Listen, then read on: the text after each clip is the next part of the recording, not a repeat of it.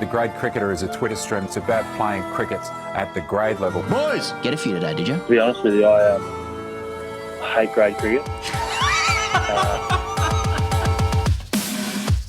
I went into to play for a team called, the name escaped me. Obviously, sharing's always a big issue for young kids going into a senior cricket team. Take it was like a witness league.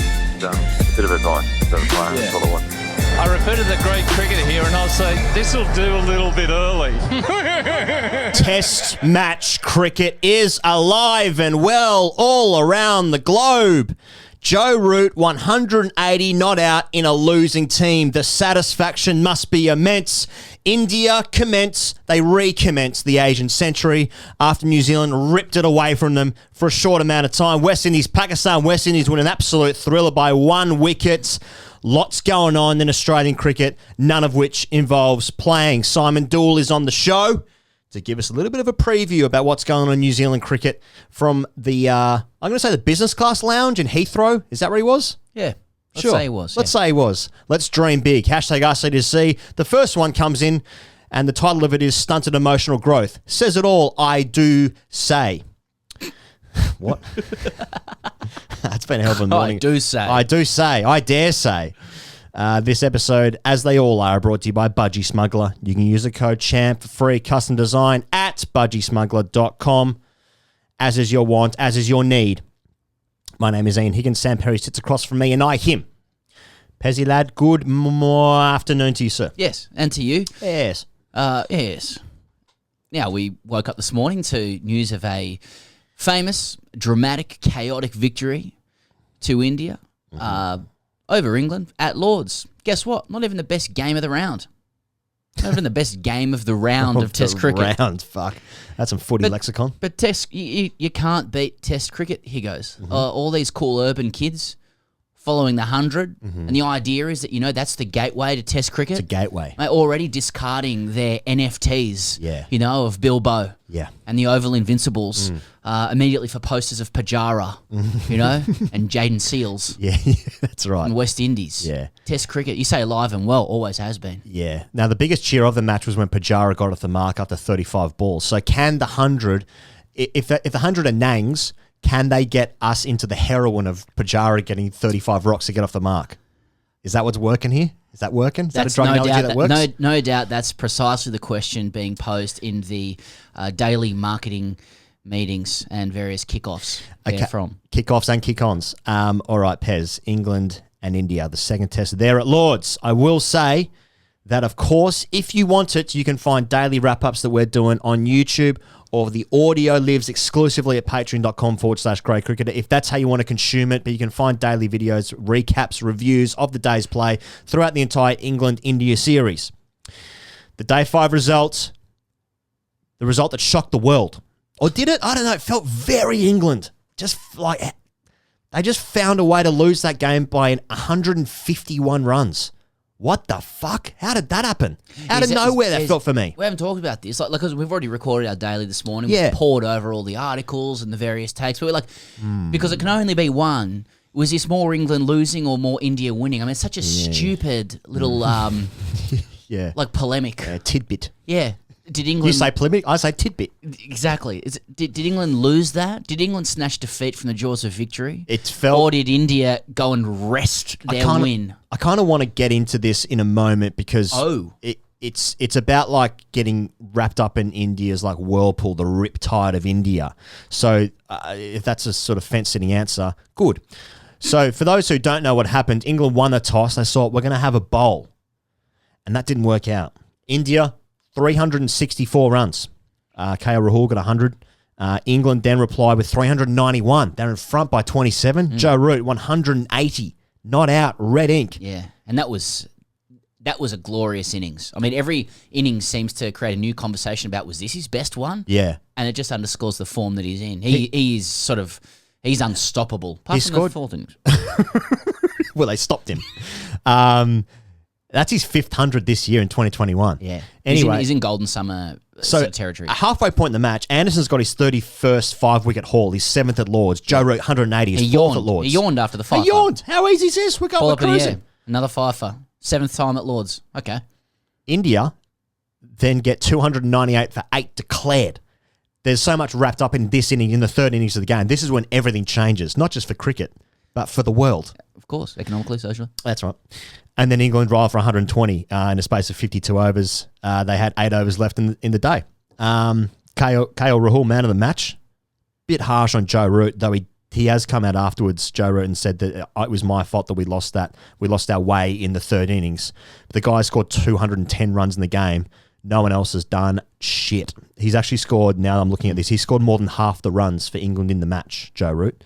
But yeah, it is his fault that no one can bat for England. I think Boomer is unlucky to miss out there as well. Was it 5 for and 3 for? Oh no, Yeah. he went wicketless and He then went 3 for, wicketless. but he's batting as well, and then just the flashpoints of the game that he was involved in and helping to change the match as well. Yeah, well, Anyway. that's kind of the nature of this game. Can I just say, like, do you feel like everyone knows what's happened in the game? This is a largely Australian-UK audience, so I think the UK side will know, and Aussies, well, again, the Ds are playing well. So India in the third innings were in a bit of trouble where they, coming into the last day, they were what were they, 154 in front, something like that, and then 6 down. Rishabh Pant was batting with Ishant Sharma. That's right. Rishabh Pant gets out early in the day. At that point, I think they were 167 in front. Yeah. And you're thinking, this is on here for They England. have 4 number 11s, or so people say. Ishant Sharma, Shami, Bumrah, and Siraj. Siraj. That's their tail. Genuine number 11s, all of them. Leading Shami, into that, there'd been some back and forth, to and fro with Bumrah and Anderson in the previous that's innings right. as well. So at the end of day 3, Anderson's batting, fading light, etc., and Bumrah's just bumping him. And Anderson did not take kindly to that. They're walking off the field. He's blowing up. He's livid. He obviously gets in the sheds and he goes, I'm not happy about this. So it starts there. And now there's like... And this, when Anderson's bowling, Kohli's going to him, this isn't your fucking backyard. This isn't shit your like backyard. That. Yeah. Now, this is the first time in a while that I've ever seen any sort of like real bullshit go on outside of Australian games. There was some real like... it was some real irreverence. It was irrelevant. It was shit talk. Genuine shit talk. And it really worked for India. Fired them up. So they come into day 5. Then Shami and Bumrah put on 89. They put on 89 for the 9th wicket, and then they get a lead of 270. And then they give England 60 overs to bat, and England last an honourable 52. It all changes with that 89-run partnership. So as you say, India are about 180 ahead. They've got 2 wickets in hand. You'd expect England to wrap up that tail. Yeah. And instead, and you've been pointing this out a lot as we've had 7 or 8 different cups of tea off air, that instead of focusing on the specific job at hand of knocking those guys over, England instead adopted an approach of let's both knock them over and bump them and save some runs at the same time, which resulted in a strategy or an approach of short pitch bowling to in-out fields, allowing batsmen to take singles, hit the odd boundary, get themselves set, and as we've seen so many times, the horses bolts by then. See you and then later. you're in the orbit. And it was very interesting that they adopted that approach for so long. And you've been making this point that they seemed really hell-bent on squaring up for that stuff that happened a few days before, than just, as Michael Holding was saying, whispering death himself, just find that fucking outside edge. Yeah, No, he didn't get say it him in out. those terms. No, he didn't. But he may as well have been. I deduced that from his intonation, his tone. He was insipid in his tone. He was an angry man. So you've got to look at England's bowling and think, okay, I got Ollie Robinson, bowls a decent click. Mark Wood, obviously quick. I can sort of lean towards that approach of getting the tail out if you want to bump them. Australia have, I suppose, a faster paced attack on harder wickets where it can be used to your benefit in that way. Now, when Anderson comes on and he's bumping Bumrah, he's got 2 men out in the hook, he's got a deep point and a fly slip. I'm thinking Anderson has lost control here. Now, Joe Root after the game has said that this is my fault. We didn't get that tactically right. I'm not having that. James Anderson has got 630 test match wickets and he's been sucked into a battle with Bumrah and then he's completely lost his way. James Anderson is a fucking one of the most skilled bowlers we've ever seen in the game, in the history of the game. And then he's going, I don't want to get them out, or if I'm going to get them, I'm going to bump them. He's not a bump merchant. He completely lost his way and the momentum that was shifted from England being in a very strong position to chasing 165, 175, happened in the space of about an hour, where Anderson has to cop for that. Anderson has to then realise that the momentum shift in the crowd, fucking Coley on the balcony there, getting fired up, and then England were absolutely no chance by the time lunch comes around, and then India end up declaring. Incredible scenes. You know, like, it's probably a little bit over the top to, like, make comparisons with the Gabba, right? But, like, the broader story with what happened at the Gabba commenced at the SCG when Payne started lipping Ashwin. Yeah. And, like, perhaps this is just me, but I feel like Aussie or Anglo teams for a long time have felt like if you want to just intimidate these blokes, you can. You know, you bowl faster than them generally. Indians tend to be more polite than Aussies, for example. So if you want to intimidate them, bump them, verbalise them, you can do that and have some success. This is a different team now. You know, Payne did it to Ravi Ashwin, and look what happened. Once that was said, they sort of became a different unit, India.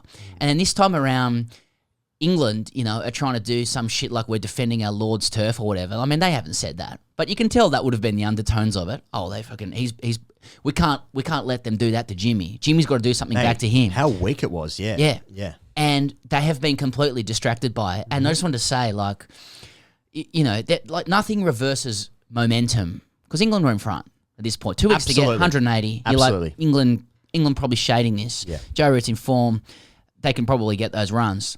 But nothing reverses momentum more chaotically and dramatically than like lower order runs. Yeah. And not just cricket, anywhere in life. That's right. You know, like if Yeah. you can somehow harness that energy for like vaccination take up in Australia, like we'd be free in no time. Like how many times have you played in a game? Like a one-dayer, for example. You bowl first. You've dominated and arm wrestled your way into domination for like 95% of the innings. Yeah. You're in front. You're looking at a total that you should be able to get. Two numpties come out Come on, numpties. at the end of the innings for They're just them. fucking numpty.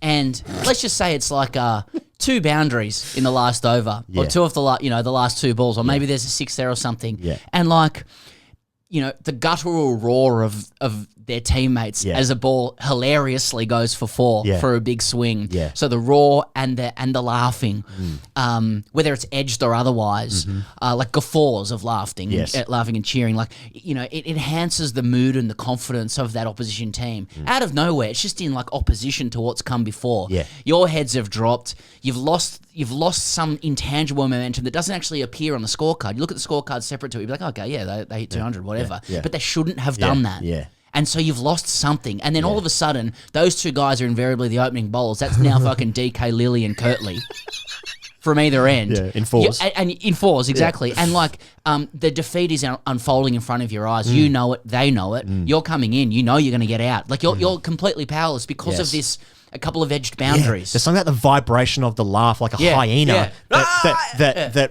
reveals that like you must be so bad as a bowling outfit that these guys have hit runs against you. You've got all of us out. Yeah. We're in the pavilion. We've been dealing with we've been dealing with inferiority for the last couple of hours, say it's one day. Yeah. And all of a sudden it just like cathartically dissipates with a couple of boundaries. Yes. That's what this was, but like times 10. And there's also something like a numerical focus where like if we've got them 7 for 130, 130 for 7. I'm thinking about lunch. Yep. What kind of subway I'm getting, first of all.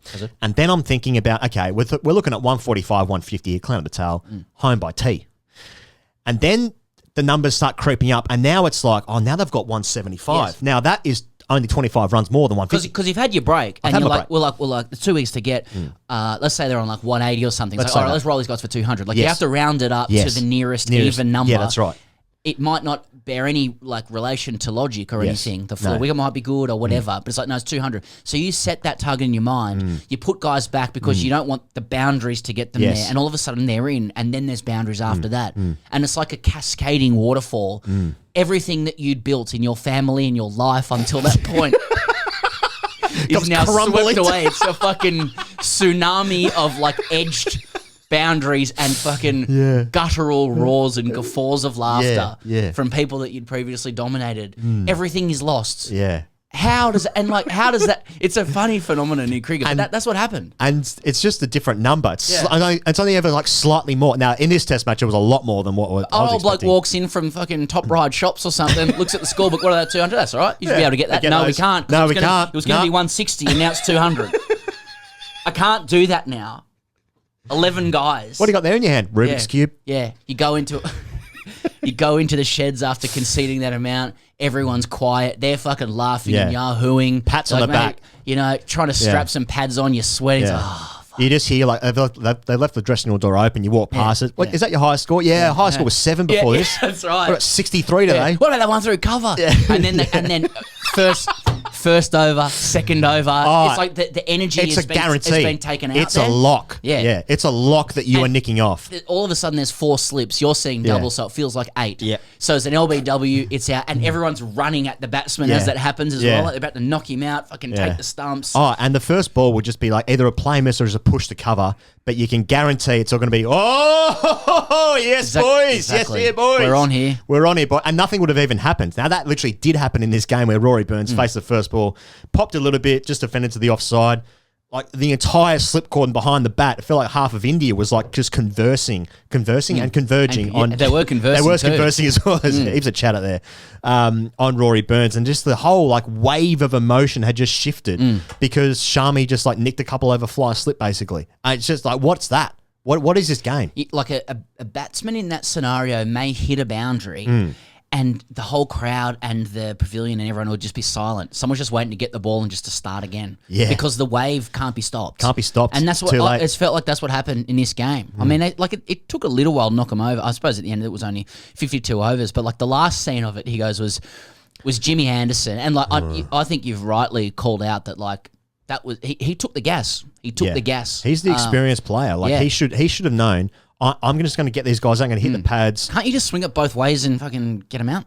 Anyway, I mean, if you can get fucking Kohli out, I'm pretty sure I can get Mo Siraj out. He didn't even get a hit in this innings. I still felt for Jimmy Anderson like fading light. It's like 6:05 in London. Mohammad Siraj has steam coming out of his ears and his nose as he's running into bowl. Mate, this bloke is 39 and he's probably like he's 39 years old. Yeah. The Indians are riding the crest of a fucking economic and social wave. Yep. To knock over Lords. Yeah. Jimmy's standing between him just with his fucking little arm guard on. He's probably thinking, what the fuck am I doing here? Please bowl at the stumps. Please. Like, and he's trying, he's hopping and stopping. He's like, and I could see the anguish on that Lancastrian face. Yes. And he's Yes. just thinking, man, I've got 5 from the first dig. Like, any danger of someone other than me and Joe bailing us out. Yeah. Well, ironically, those two ended up fucking it because I think Anderson has to take responsibility as the senior bowler in that team. Joe Root, obviously as captain, has responsibility on his shoulders as well. I got to say, I would find it very funny if I had player cam on like Burns, Sibley, Hamid when Wood's coming in like bumping Boomer and stuff, and they're all like, giving it fucking chest. Josh Butler for some reason is chirping in. Yeah. It's something in the eyes. Butler's He's like gotta he stop. does not want to do it. He doesn't want to do it. So with Philander last year or whenever that was, But I can imagine like if I had player cam on like England's top 3 and being like, oh, yeah, I'm probably not going to get involved in this one, guys? I'm playing for my spot in about 15 minutes. Can you not? Do you reckon India now, like without doubt, now enter that like arena of that's bestowed only upon the best players and best teams, which is like don't talk to them, which explains how New Zealand beat them. Mate, New Zealand just took the nice guy approach. They just played good cricket. I was literally going to say. Now we say this like kind of mockingly in England because they've been sucked into it. I know for a fact that Australia have been sucked into it and have done for about 30 years. So we say this as a position of Australia for a long time have thought that like they've been bullying sides, and in fact it doesn't work for them at all. No, it doesn't. It turns out if you have the best players, it works. If you have good players, But yeah, the only team, like I'm just thinking that situation, if Boomer had like got up fucking, I was going to say Chris Martin for a second. They're not playing in 2003 anymore. in many ways we are though. Wagner or whatever, like it just wouldn't have carried on. They just would have played the game, just get these guys out, get to the next thing, clear the next hurdle. Get to the crease, start chasing these runs. And New Zealand's the only team who's beaten these guys. They've done it twice now in the last couple of years. And you can see because they focus on the actual cricket playing bit. And you get sucked into all the other bullshit about, fucking, we're not going to play in this game and we're going to sledge. You're going to sledge our bowls now. It's just get sucked into the vortex of like what Indian want. And you have to say now that and you really do have to say You this must as well, say mate. it. Yeah, please. Is that this Indian team now really has the identity of the captain and the coach as well. You Yeah. can tell there's a fucking steeliness to it Yeah. and an aggression to it. We're like, nah, we're not putting up with this anymore. And they've got the team. Yeah. They lost the World Test Championship final to the better team. New Zealand played the better cricket in that game, no doubt about that. But India now are riding this wave of like this sensational, historic wins away from home. And they're front runners to win the World Cup as well. There's like a wave coming with Indian cricket with this team, and added as well with like this new guy Siraj who's come in from the Australian tour and now doing really well here. This is the time for Indian cricket. It was the manner of the win, and it was like the manner of the win had all the hallmarks of a great team. You know, you're managing to win when the going got tough. They got behind, and they were the ones who came out in front. You know, and managed to put enough pressure on the other team so that they crumbled. You know, so they're the second best team in the world. That's right, mate. And Bangladesh haven't played a test in a while, so got to keep an eye on them. Point. Okay. Do you want to talk about West Indies, Pakistan? Love to. So West Indies and Pakistan are involved in a test match series.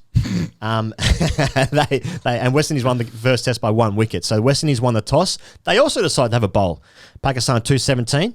West Indies got a lead there of 36 in the first innings. They got bowled out for 253. Craig Brathwaite, who's obviously the captain now, he got run out for 97, ran himself out. Jason Holder, the former captain, 58 as well. Pakistan then got 203 in the third innings, setting West Indies 168 to win. Yep. In that third innings, 19-year-old Jaden Seals is playing his third test match, I think it is.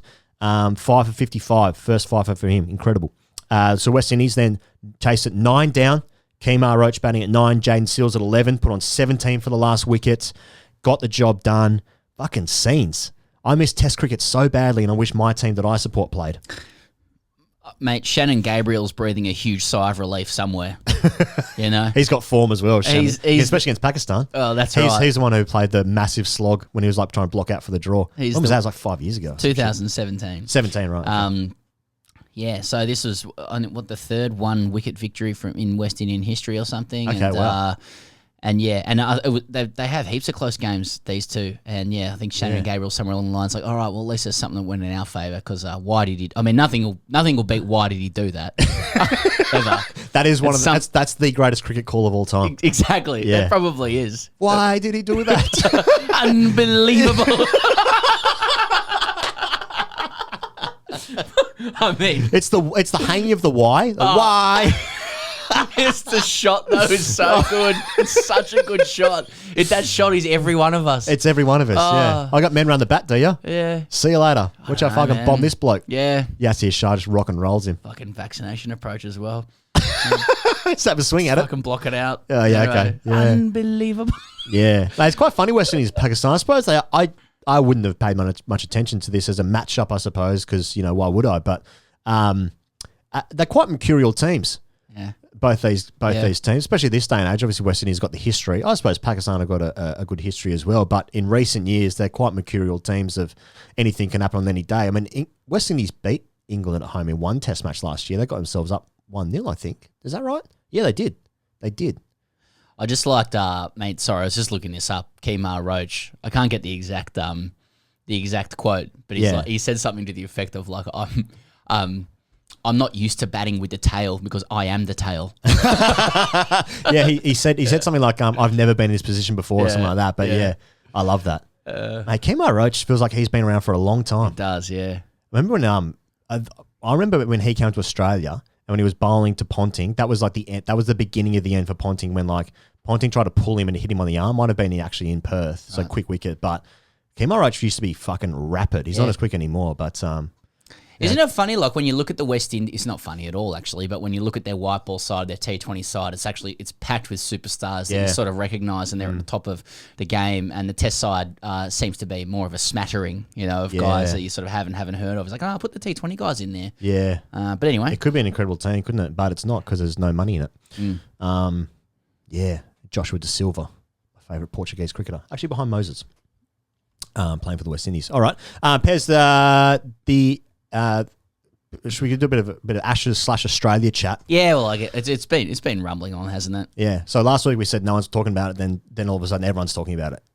So the thing that blew up last week was coach Justin Langer and team manager Gav Dovey blew up a CA staffer for posting the Bangladesh team song in the hotel in front of people. That was a big thing in the news story. That was a big thing in the news cycle last week. Dan Cherney reported it. Then there was sort of counter claims that there was leaks and was it the CA journalist who did that? And Cherney said no, it definitely wasn't. So was it from someone in the team? And it sort of ended up becoming a potentially like a symbol for the disaffection that's going on the other side again after reviews. So we kind of after last week's show, we're just like, well, don't really want to talk about it anymore because what's done is done. And that team doesn't play until the World Cup now because there was going to be a series before the World Cup, a little warm-up series against the West Indies and Bangladesh? No, Afghanistan. Afghanistan. That's off now. So the next time the team plays will be the World Cup. Yeah.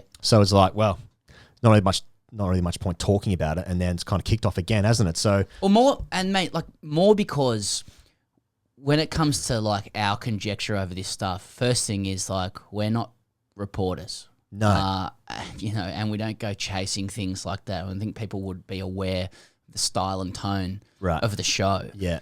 And we felt like any discussion we have about the Aussie men's cricket team and the viability of people within it is as a result of the results and the performances. So we're we don't really want to talk about it this week because they haven't played. We'll react to performances. Don't really want to get wound up in a lot of conversations about Langer's methods, for example, because we're not there. We don't see it. And you know that if you start talking about his methods and what he's like, people will say, and probably rightly so, well, you don't know what it's like to play elite sport. You're not there. You're not at the coalface. Bit harsh. Yeah, speak for yourself. Gordon did have an academy.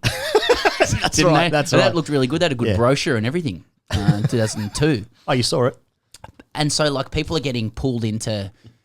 And so Langer's got his defenders. Adam Gilchrist is a defender of his and a good friend. And you completely understand that. And when Adam Gilchrist speaks, you listen. Hall of Famer, wonderful reputation, a very good thinker on the game of cricket, and somebody who has a brain. Yeah. Yeah. And people are getting pulled into a conversation about Langer's methods now. And like I said, you're never going to be able to speak with any credibility about it because you weren't there. But I think you can step back from all these things and again just look at results. There's no media vendetta going on. All of this spawns from results, leaks, which is now seeming to be the focus. The story. Leaks are a symptom of the cause. Leaks always happen. And it's only a leak when you don't like what's being said. It's just an exchange of information. Yeah. But his defenders seem to be trying to create a new enemy now, which is the media, that it's a media vendetta. But I think if anyone wants to defend Langer, and people are entitled to, storied player in Australian cricket, has had some success as a coach before. But let's just hear the cricket case for it. Forget all the other bullshit around it, who's available, who is, and all that sort of stuff. What's the cricket case? And he needs to make the case because they've lost a lot of cricket lately. They've lost cricket. And so the media are going to scrutinise that. It's a very normal process. I don't think any other conspiracies are going on. But when it comes to leaks, what is interesting is there's been a great opportunity for players to come out and actually put it to bed. Yeah, yeah. Pretty, is a little bit of well, maybe where there's smoke, there's fire. Yeah. Haven't heard much from the players. Jumping. The players could have just come out and go no, we're with JL. Oh, good. We've got to be better. Yeah. Not really. Crickets, ironically.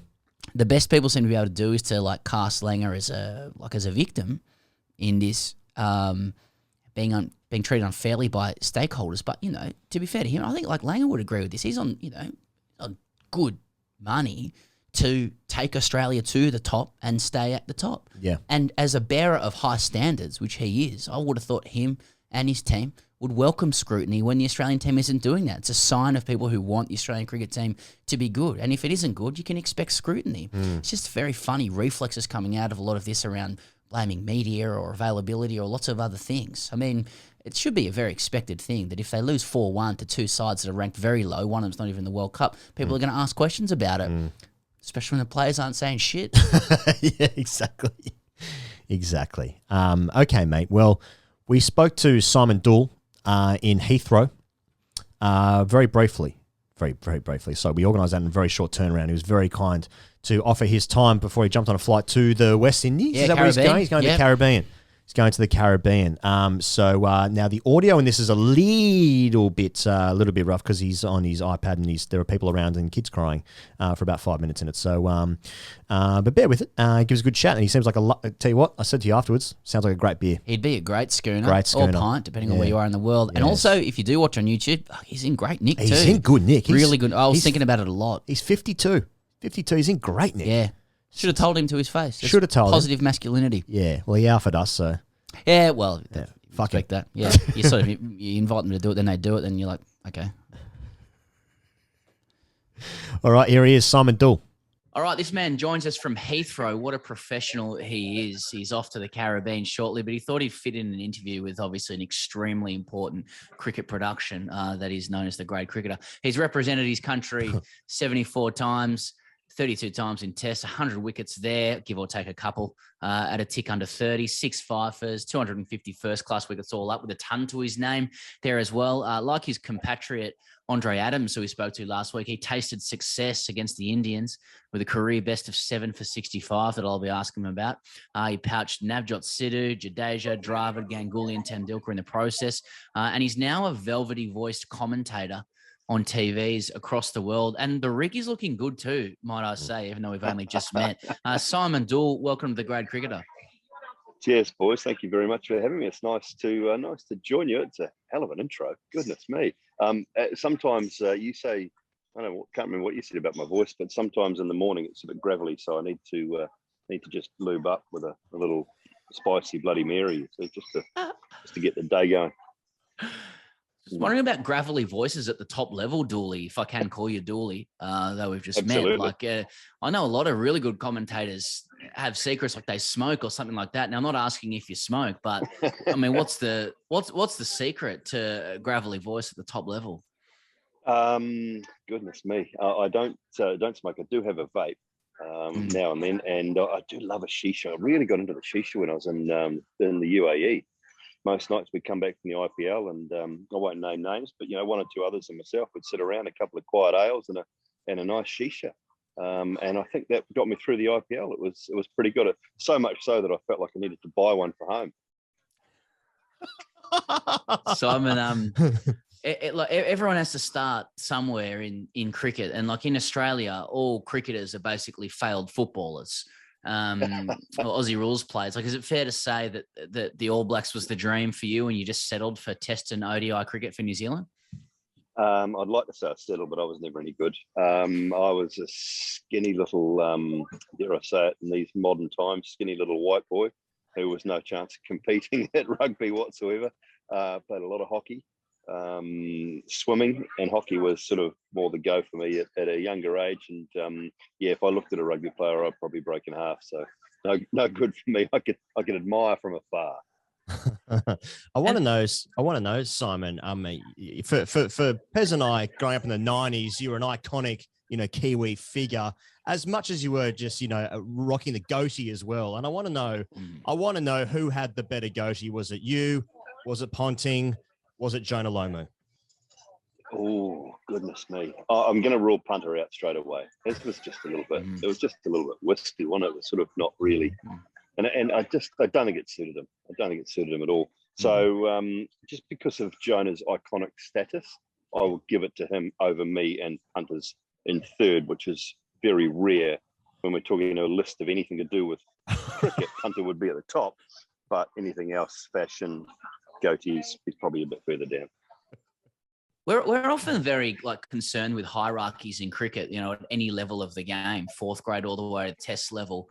Can you take us into this, the social hierarchies of New Zealand cricketers in the late 90s, early 2000s, as it would relate to a Jonah Lomu? If you saw Jonah out in the circuit, RIP obviously, but if you saw him out in the circuit, would he give the time of day to Kiwi cricketers? And has the balance, is the balance coming back a little bit for cricketers when it comes to rugby players? Have you increased your social capital compared to rugby players, or does are you sort of persona non grata? I think these guys are probably right at the top. I think Kane Williamson's probably looked upon as important as Sam Kane or Kieran Reid in the public eye. The likes of Trent Bolt probably rival a Richie McCaw type status because of what New Zealand cricket has done in the last 5-6 years. And I mean, that we always got on well with the guys. I mean, I still still know a lot of the guys that sort of in my era, the Fitzpatricks and those sort of blokes who, if I come to London, can certainly play a game of golf with and catch up with, and the Justin Marshalls, the Andrew Mertens, who's in Australia now, all those boys. I mean, they're all, you've all got that common bond, haven't you, of sport, whether it be for your country, whether it be first class, professional in any way, you've got that common bond. And I think that's always been there.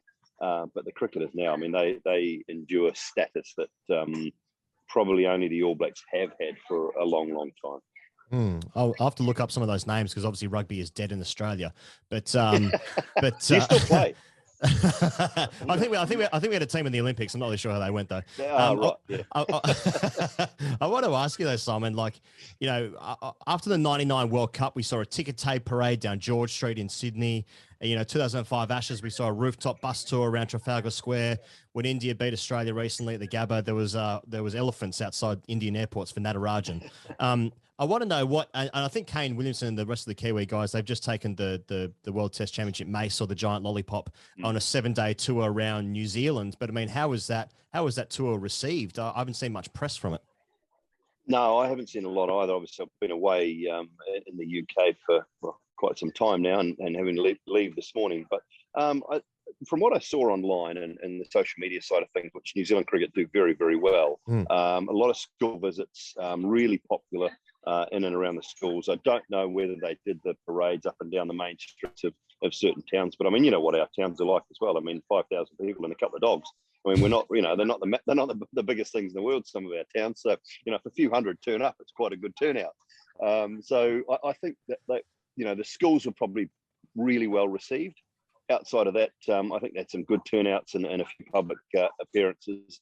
But it was just one of those things that I think, if you said to me 2 or 3 years ago that New Zealand would be competing against India for the World Test Championship, I might have put you in a straitjacket and said you're going to go off to the bin, because it wasn't possible. But this side has come a long, long way. And as I say, that the way they play at home, the status that I think they've gathered around the world, I think they're looked upon as just a really good team that plies their trade well, plays in the right sort of fashion. And that goes back to the Brendan McCullum era and the turnaround from Cape Town, and then sort of Kane Williamson and Gary Stead and the boys have carried that on. Simon, there's a big conversation in Australia about how we manage 3 formats. In England, they've dominated white ball cricket, but they've been up and down in red ball cricket over a decent period of time. And, both countries are really worried about how to match it with India. When we lost to India, it was, they've got 1.6 billion people and it's about time they got themselves together and whatnot. New Zealand, meanwhile, are the World Test Championship champions and basically won the World Cup. So what's their secret? I think consistency in selection has been a massive thing. We don't have a great player pool, and I think Australia are probably finding out now that, 6 first-class sides is not a huge player pool to pick from. So you have to be very careful with your talent. And New Zealand's selection policy, I know, and at times agreed entirely with some of the things, but they've had consistency throughout. And, when you play at a level, and if I go back to my era with Australia, there was 25 guys screaming to get into that Australian side that couldn't make it. Guys that were averaging 45 to 50 in first-class cricket couldn't make it. Australia don't have that luxury anymore. And that's a really tough situation to be in. So you have to have that consistency, because international cricket is tough, and it's a huge step up from domestic cricket. And what New Zealand have done really, really well is they have said, we think you're good enough to play at the international level, so we need to give you 10 test matches to find out whether we're right or not, and whether you are good enough. Because if we give you 3, 4, 5, we don't know. You've only just found your feet. So I think that's been one of the really good things with the level of consistency. Apologies about that baby crying, I didn't push it over. But, it's those sort of things. Yeah, those sort of things that I think have been so good from a New Zealand cricket point of view. And perhaps Australia just need to, I don't know, whether I think they've been pretty loyal, haven't they, throughout? They've had a great, they had a very good nucleus of a side. They're just finding it at the moment to find 1 or 2 positions to fill. Why does it Why does it feel, Simon, that New Zealand are kind of sleepers heading into this T20 World Cup, despite them being so consistent? I mean, is that just my dumb Aussie brain still not rating New Zealand cricket? Please say yes. Look, I don't think so. I don't think we're a great 2020 side. I think our Test match side and our one-day side is probably better equipped. We don't. When I look through that New Zealand side, I don't see a real brute power. Martin Guptill's quality at the top in the white ball game. We know that we've got the likes of sort of Phillips and Taylor and Williamson and those guys in the mix. But I don't see that brute force power. I watch England. I watch this 100 competition. I watch England play white ball cricket. There's just big boy power across the park, all the way down to 7-8. Now, I don't think New Zealand have that. Now, this T20 World Cup, to me, will be won by the team with the best 5, 6, 7 guys who can finish games off. Your 1, 2, 3 will have to dominate at times, but the teams that can get the boys can get yourself over the line from 5, 6, 7, 25 off 8 balls, 30 off 10 balls, 15 off 4 balls. That's the teams that will win you this tournament, along with quality spin bowling. So, and don't forget, everybody's talking about Asian conditions or subcontinent type conditions. I mean, Dubai last year when we were there for the start of the IPL, those pitches went through, particularly Dubai, Abu Dhabi. Sharjah, not so much, turned and got a little bit slow as the tournament got on. But there was pace and bounce at Abu Dhabi and Dubai. So this is not going to be dominated by spin. It'll have an effect, but it will not be dominated by spin. So when you're looking from an Australian point of view and what they've been through in their struggles against spin in Bangladesh, I wouldn't be too worried.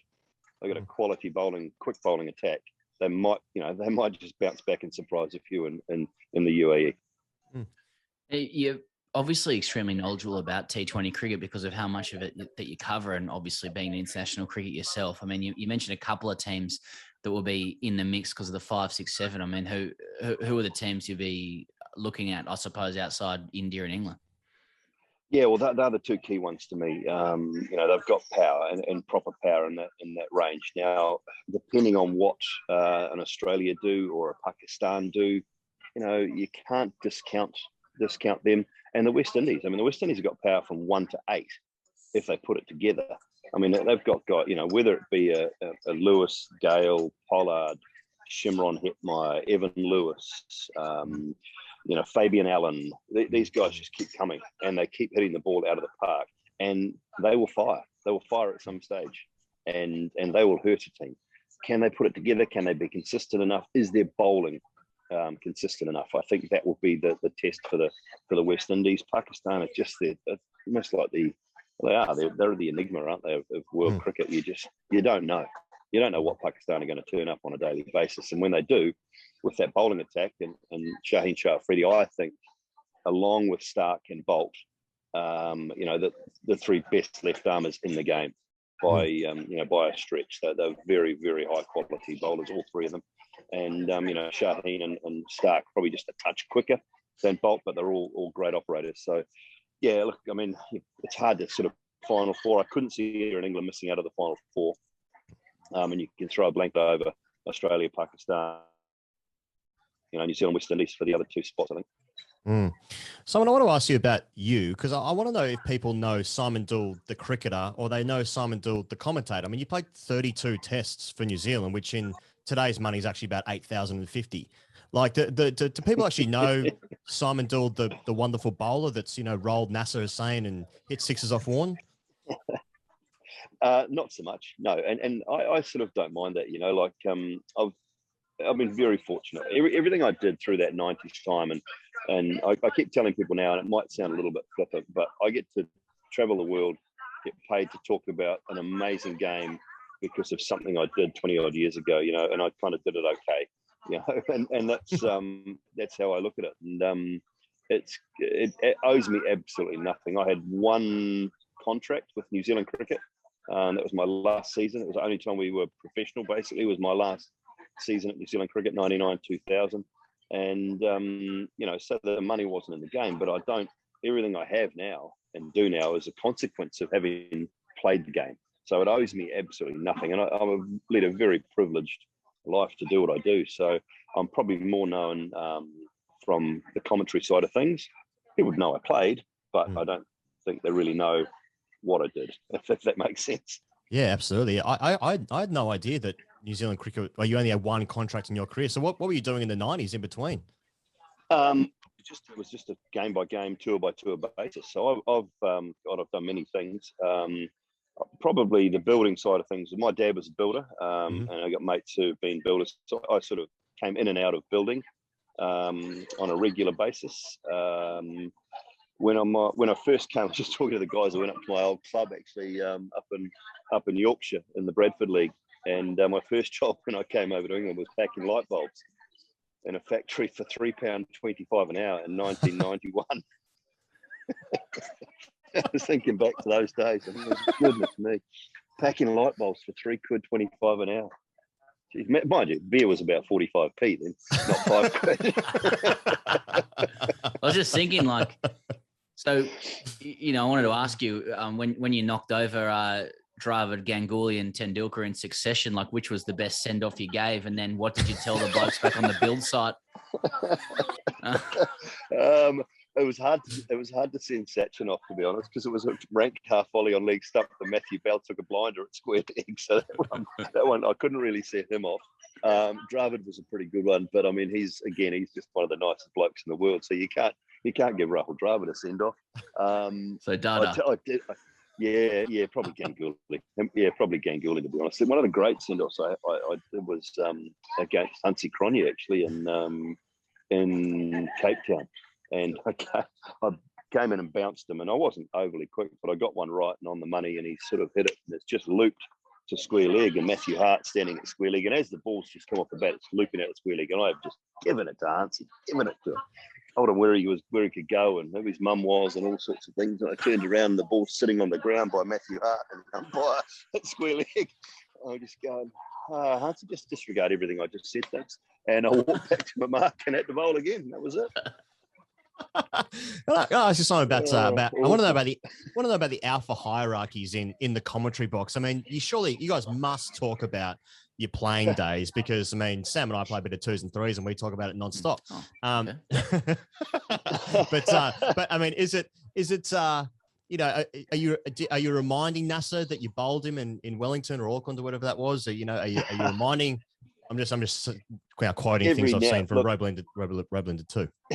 Yeah, look, every now and then things come up, but it's more of a mistake nowadays. Yeah. Obviously, when you're in the commentary box, and I look at the commentary side of things, and I walk in, and you know, if I'm selecting a commentary team to work with around the world, Nasser Hussain's one of the first on the list that I pick. Absolutely love what he does. So to me, I walk into a commentary box, and if Ian Smith's there, I'm bowing to his sort of his knowledge and his prowess, because he's the guy I've always looked up to, being a New Zealander, and whether it be for cricket to commentary, he's always been my mentor a little bit. With good mates, and you know, so that I look around the commentary box and think, okay, I mean, yeah, you might have had me on the field, but I've been doing this one a little bit longer than you, or you've been doing this a bit longer than me, so I'm going to respect that side of things. And you know, we have a great time. Look, it's a really good.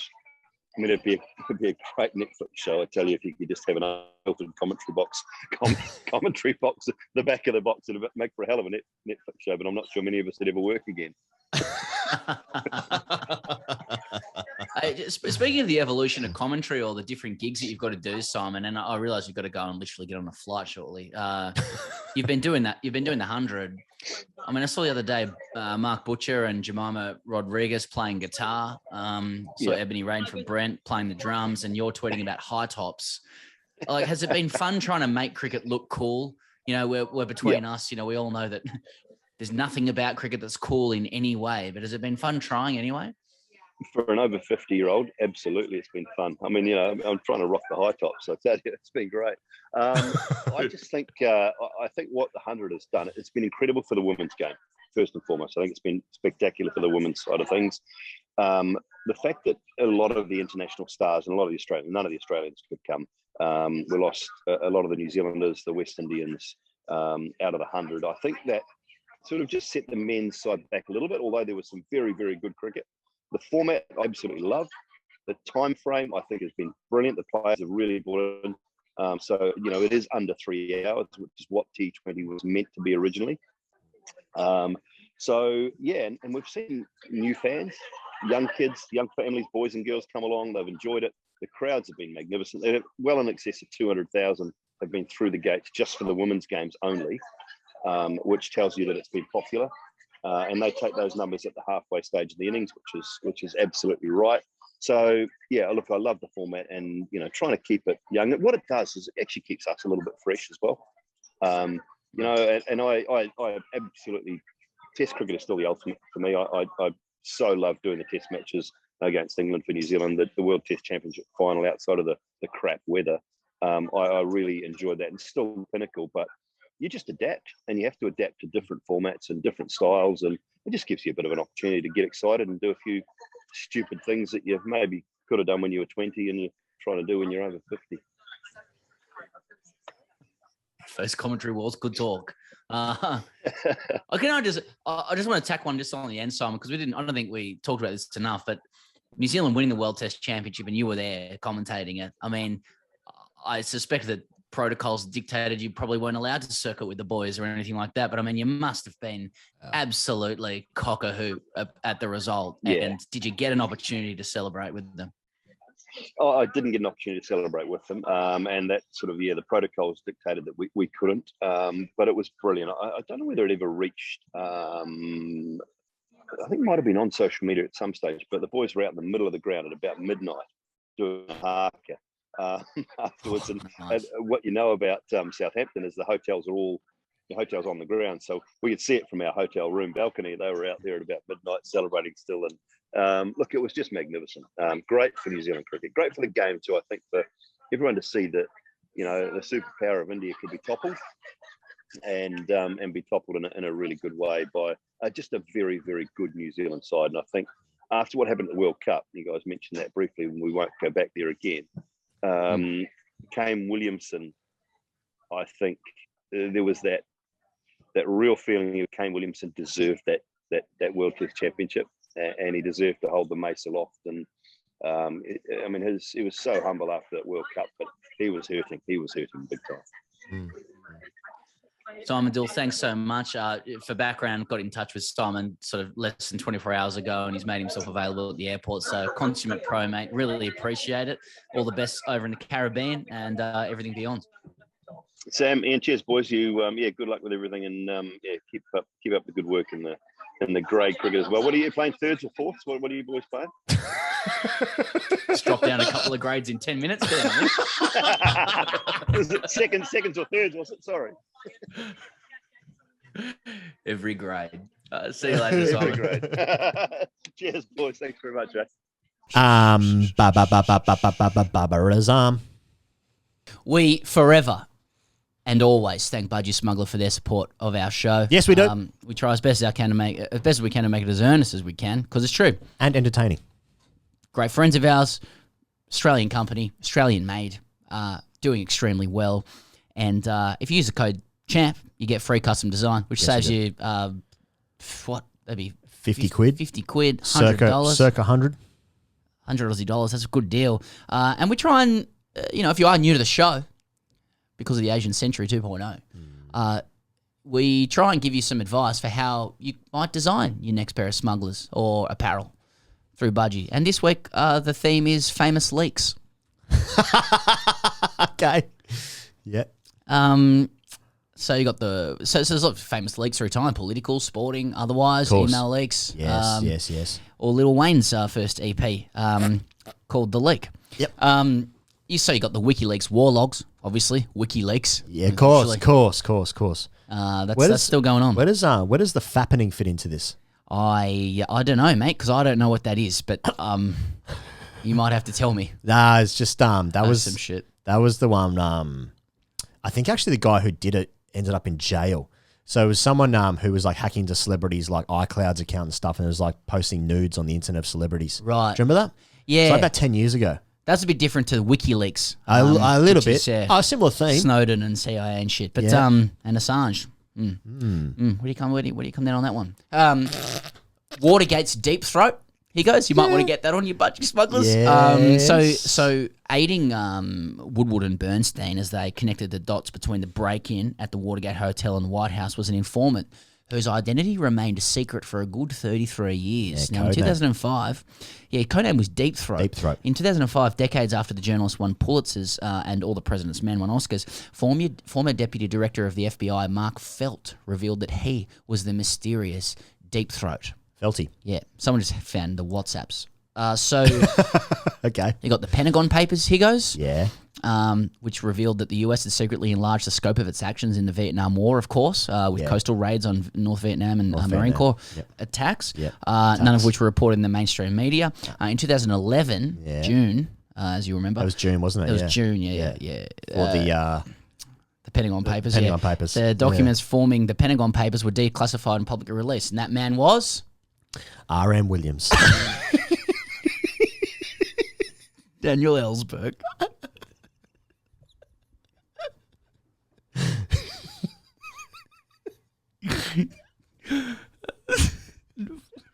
Finally, Sarah Palin's T.J. email. Lewin. MJ Bale. MJ Bale was behind the Pentagon Papers. Fucking suits. Sarah Palin's emails. He goes. So this is just a bloke hacking into a private Yahoo Mail account. No way. And then posting it on 4chan.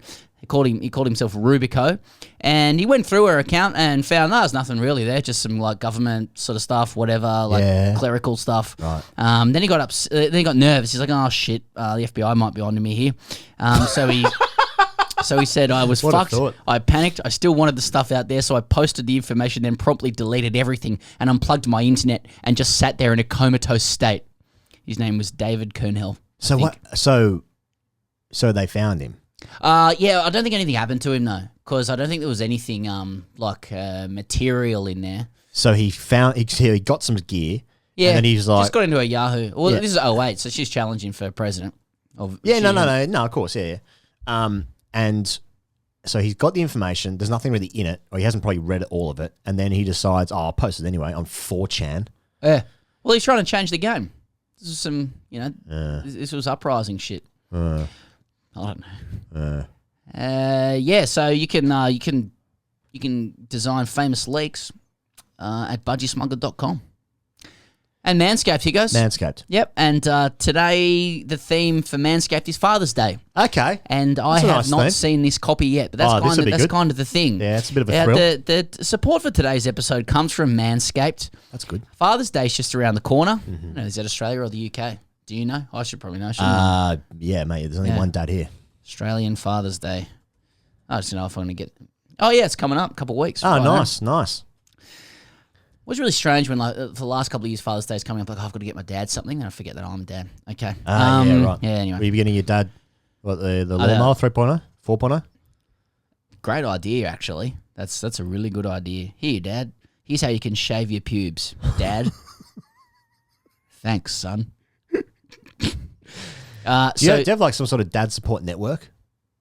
I'm in a WhatsApp group of like a subgroup of my schoolmates. Yeah. Who are that's- dads? Who are dads? Do you guys like wish each other like Happy Father's Day, that kind of gear? Look, to be honest, some of the guys in the thread have taken a super earnest approach. No, you don't want that. Don't fucking tell me what I want in the Father's Day.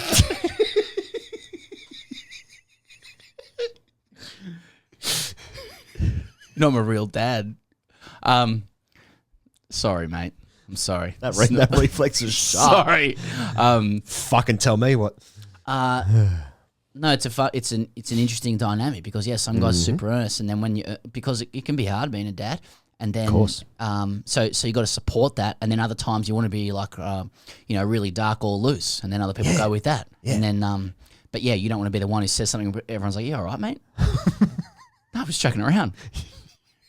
So is it support? Is it It's a bit on nose, Pezza? Yeah, Not Pezza. Jesus, not necessarily me. Right, okay. Yeah, no, never me. No, it's never you. Yeah. Anyway, so you can make your dad proud this year and get him and yourself the Manscaped Lawnmower 4.0. Yeah.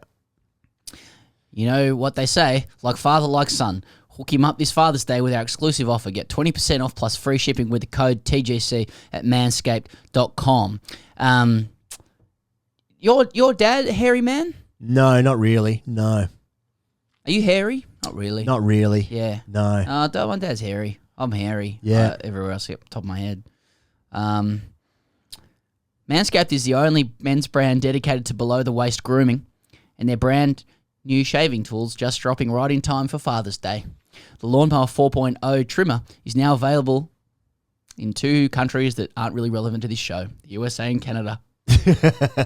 What makes this waterproof trimmer different from all the other trimmers? Some other shit, who knows? Yeah.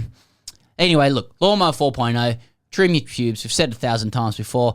Get it for your dad. It'll change his life. I was on a Zoom call with my mates the other day, and we did actually go through, like, box by box, as in each of us are in a box on the screen, and what our shaving regime was. And I actually was sounding like I was doing a Manscaped ad. Shaving your balls? Yeah, how do you shave? And the guys have got scissors still. Guys are using... Fuck me. Mate, guys have got scissors. The bin. They're getting their testicles and they're chopping... Holy they're shit. chopping the hair off their testes. No, they're not. In the shower. No, they're not. They're not Often doing that. with big scissors like you reserve for arts and craft days. Got him.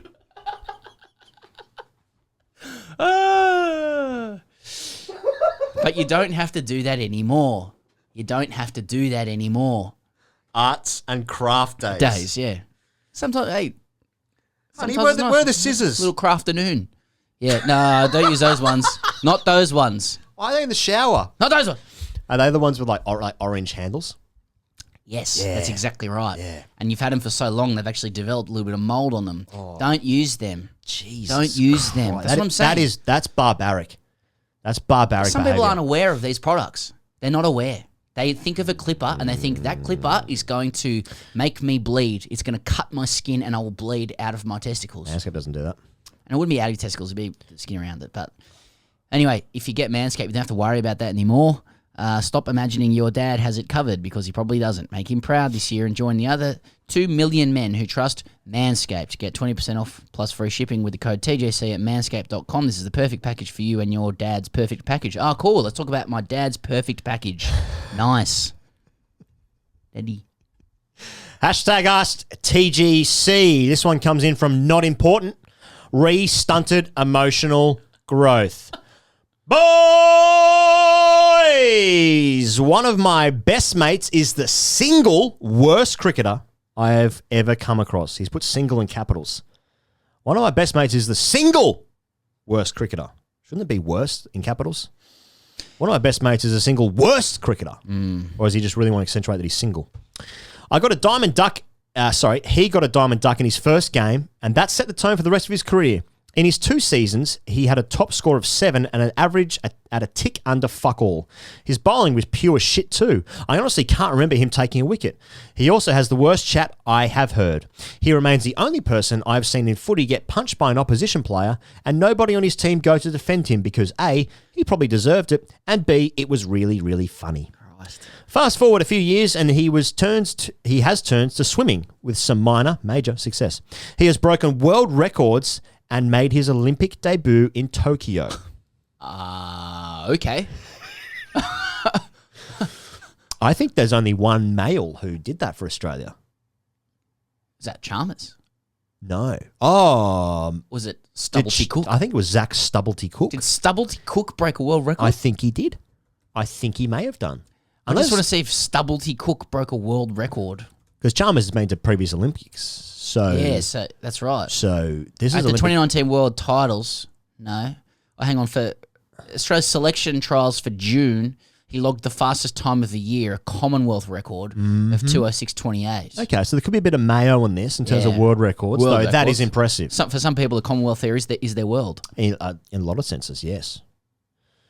Okay. So we've trimmed it down to who this is about. Mm-hmm. For some reason, trim it down with Manscaped. This is still a Manscaped, Dad. For some reason, despite how long I have known him and how much he means to me, I cannot say anything positive to him. Yeah. Put that in a fucking frame. Yeah, that feels very toxic, male. There is something about acknowledging his significance that feels wrong. His significance, fucking hell. There's something about acknowledging his significance that feels wrong. Why are Anglo males, yes, every single male of Anglo-Saxon descent, so shit with emotion? Matthew Temple.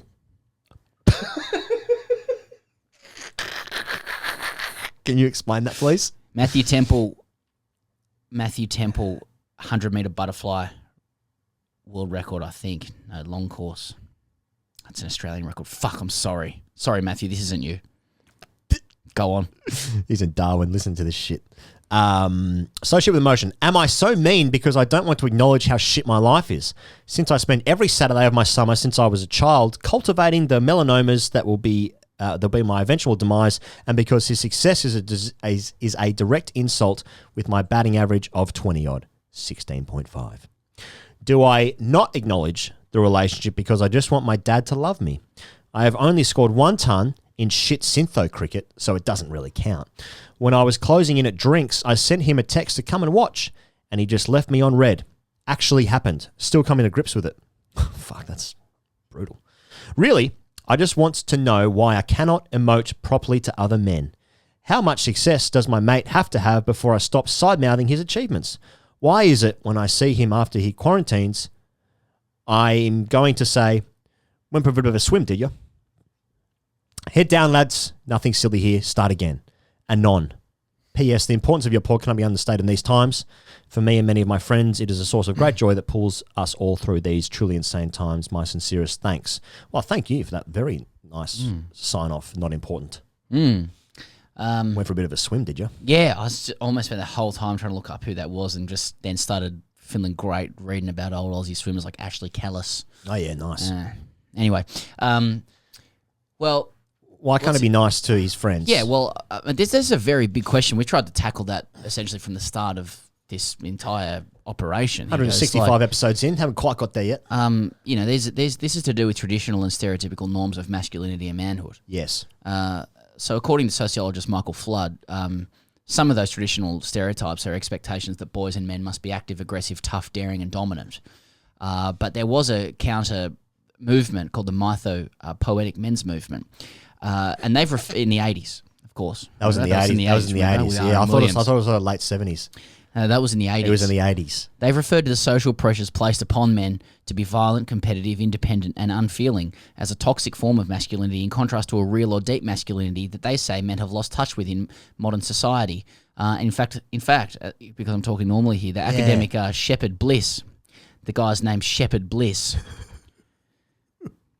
proposed a return to agrarianism as an alternative to the potentially toxic masculinity of the warrior ethic. So it's all to do with the warrior ethic. Yes. Of course, Kimmel, the sociologist, writes that Bliss's notion of toxic masculinity can be seen as part of the mythopoetic movement's response to male feelings of powerlessness at a time when the feminist movement was challenging traditional male authority. Right? This is all to do with why this cunt can't acknowledge his mate being good at swimming. So this toxic masculinity that Bliss is talking about, right? He thinks it's responsible for most of the evil in the world. Most of the evil in the world. Okay. Like this other bloke. Yeah. Okay. And he thinks the unheralded goodness of the men who fight the fires and till the soil and nurture their families is what needs to be proclaimed. So what is agrarianism, I hear you ask? It's just being country-minded. It's being a man of the country. The term's actually uncertain in its origin, but it's traceable to the beginnings of the Country Party in the 1920s in Australia. Wait, are you talking about when your connection to your country? You're not talking about the country. Yeah, so when you say the country, do you mean like heading out back, or do you mean like your connection with your spiritual being, where you are born, the connection with the land itself? It's being at one with country, yes, and the humility that comes therefrom. It's not even a word. So not having like country values, like if you're from Tamworth or some shit. I think it's connected though. There's a certain there is a certain humility to that. There's a certain oneness with your land that creates those kind of attitudes. Like Steve Biddulph said, if you can work out a relationship or a connection to the garden, watch the garden grow, you're nearly all the way there as a man. Just being at one with nature. That's how you tell your swimming mate that he's a good swimmer. What, start a fucking tomato garden? Yeah, plant a fucking seed, mate. Don't you? Yeah, that's all well and good, but how big's his penis? No. That's right. Does he have a micro penis? He's in trouble. Say what you like. How's the rig on it? Is he an endomorph?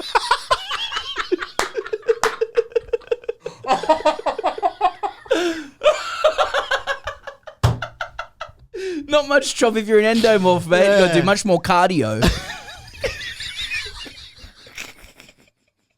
16-8 fasting, intermittent fasting. Get your skinnies down. That'll sort you out. That is fucking emotional bullshit. Get on the bench. The fucking Bunnings won't help you, mate. Yeah. Give me the tip. Let's get on the bench. What are we talking? Hypertrophy or sort of strength stuff? 5x5 strong lifts? Fucking hell. Do you reckon, if you ever said something nice to your mate, now, like, surely, like, not important name of this questioner. Yeah. Just, he's got such an easy window to be proud of his friend. He's just young. He, like, obviously, if his mate's an Olympic swimmer, he can't be older than, say, 23, because that's about the age you expire as an athlete for swimming. So it's so easy to be like, mate, I'm really proud of you. That's the fucking easiest message to send. And I'm sure he'd really appreciate it. Not when you're young. If you made it to the Olympics, well, I'll be riding your coattails, to be fair, so I'll be right there with you, brother. For your own utility.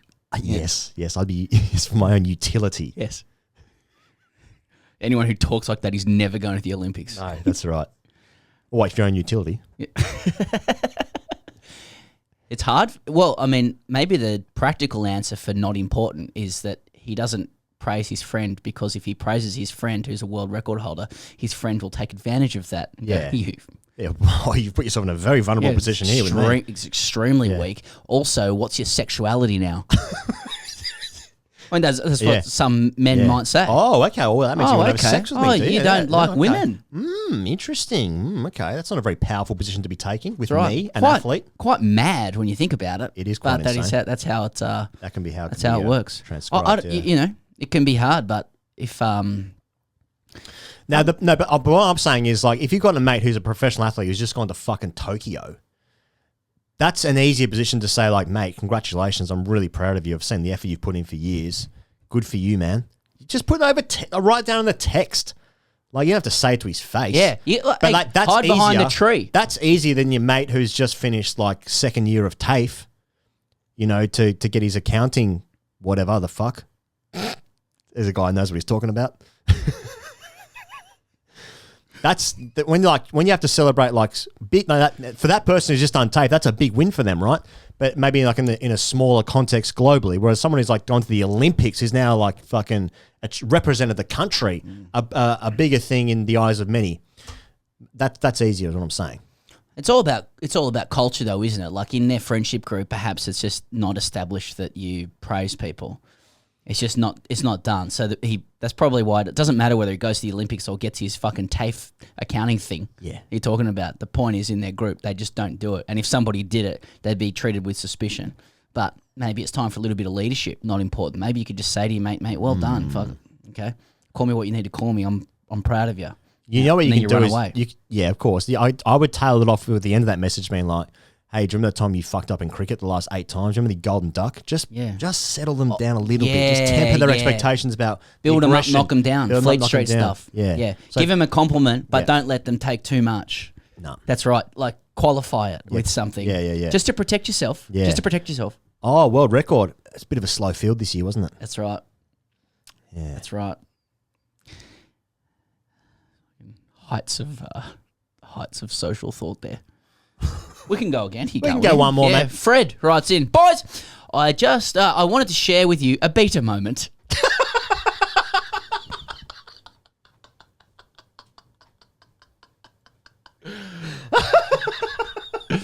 A moment where a beta tried to alpha and for one sweet second felt its strong arm flat-rigged glory until context was returned. Oh, this is from England. I play my cricket at a very, very low level in North Yorkshire, UK. I captain the team, more out of energy than ability, but I'm happy to embrace the chaos of amateur cricket and the few moments of joy it provides. On this particular occasion, I was feeling pretty proud of myself. My team were honoured to welcome 3 new players to the team who had joined us midweek when I realised we needed new recruits as we were about to field a team of 7. They were the sons and nephews of one of the bigger boys in the firsts. Their combined age was 45. These three 15-year-olds play school cricket and were nervous but excited to join the second team of their dad's cricket club. I promised them a bat and a bowl. They looked terrified but chuffed nonetheless. We fielded first against top of the league. We got battered. In a 40-over game, they batted first and we were taken to the cleaners for 290 for 5. To be fair to the little ones, they had held their own, took a catch, a couple of wickets and only a dozen extras. There was, however, a moment where I had to intervene with the opposition umpire, and this is where the story gets a little Daryl Hare juicy. At our level, we umpire our own games, a recipe for shenanigans. During the first over of 15-year-old number 1, old man umpire called no ball. Assumptions were made. As skipper, I said to the young lad, "No bother, mate, watch your feet, you'll be fine." He bowled again, "No ball." "What?" I asked. "He didn't come close to overstepping. It was his back foot," replied old man umpire. "It landed to the side of the crease." "Oh, okay. It's okay, umps. He's 15. It's his first game. Let it go for now, unless it's ridiculous. He's nervous and we're getting battered here." "He won't learn that way," replied the bastard. Fast forward 10 minutes and the poor 15-year-old has been no-balled 5 times and is now trying to remodel his action on the middle of the game. I wasn't happy. It was pleasant. I was pleasant, but peeved. "You know you've ruined this game for him, mate. How are we supposed to bring kids into the game when adults like you act like this?" He smiled and said nothing. Fast forward again, and this time it's their innings. I'm umpiring, he's bowling. Not a foot out of place, not a ball anywhere but on the button. I couldn't do anything without causing a ruck and turning into everything I hated. Until he sends one down. It's a tight wide. "Wide ball!" I yell with way too much enthusiasm. He turns around and looks at me. Before he can say anything, I say, "If you were 15, mate, I would have given you the benefit of the doubt." It was glorious. I loved it. He looked sheepish. I alphaed him. Now back to why this is ultimately a beta story. We got destroyed and he took a 3-fer, including my wicket. There's no moral to this story. I just wanted to hear your opinions on should you no ball a debuting 15-year-old in village cricket for repeatedly bowling a side foot no ball. Loving the work, boys. Fred at Blubberhouses, CC. I just want to say how much I love the word battered. Like, Right. it's so UK. Yeah. It's so, like, football orientated, Yeah. I reckon, as well. Just, like, we battered them. Yeah. Like, and also you can batter someone 1-0. Yes. Yeah. I just love the idea as well. Just battered, like you're a bit of fish. Yes. And you've caught the fish and you've laid on some batter. You've battered them. Or you've buttered some bread. You've laid on some butter. We buttered Isn't them. battered more like battery, as in you've struck like an somebody assault. and hurt them? Yeah, we battered them. I think that's where it comes from. I don't think you're laying batter on fish. That's right. Though that's also good, I guess. We really laid some batter on that fish today. 1-0. Second of all, I'm really not sure if Fred has Alfred, the guy who got him out.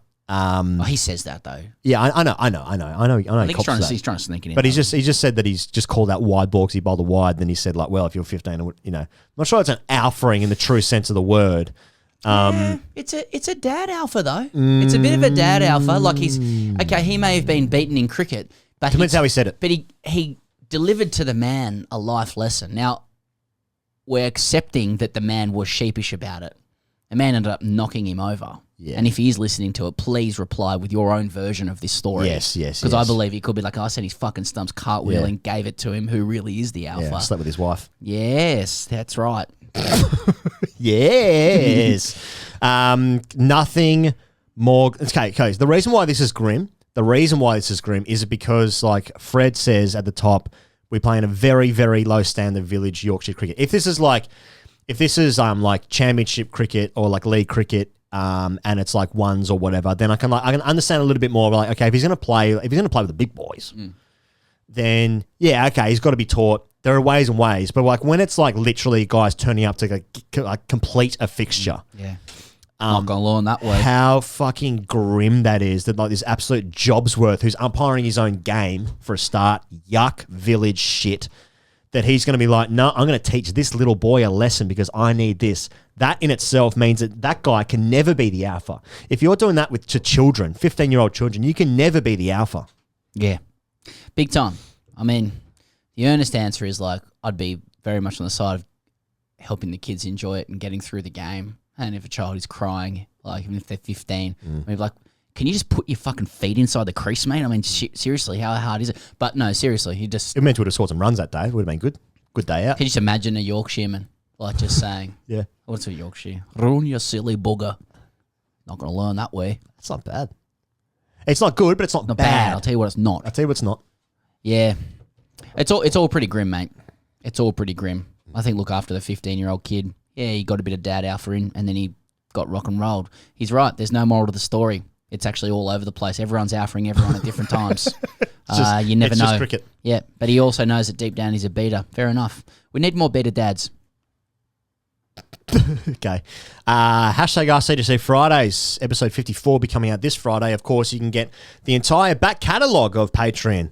All 54 episodes, plus all the dailies of every daily we've ever done, plus this test series will continue on for the next 3 test matches. The boys are heading to Headingley for the 3rd test. Where's the 4th test? I can't remember. And then the Oval for the 5th test.